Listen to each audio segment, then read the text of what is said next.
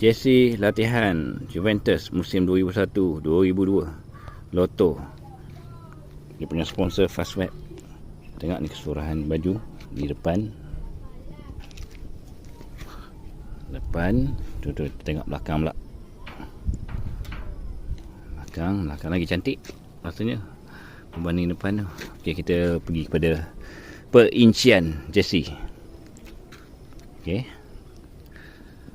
Auto Italian Sport. Lepas tu kita tengok dia ni ada banyak yang berbulu, pool. Banyak ni pool, ni berbulu. Atas ni.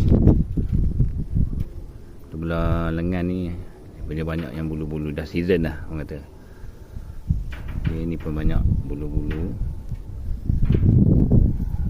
Pun depan. Yang belah kiri ni dia ketiak sepanjang 2 inci lah. Koyak tetasan benang ketiak ni 2 inci. Okey. Yang depan. Di belakang pula. Okey, belakang tadi.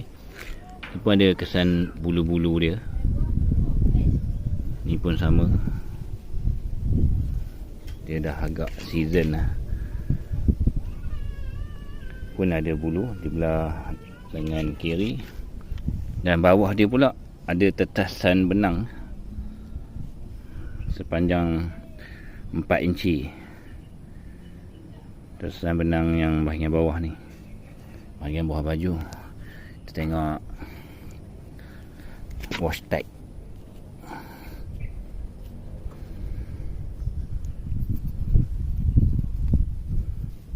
Wash tag Lotto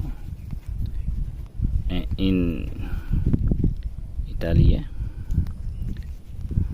made in Italy, 100% polyester.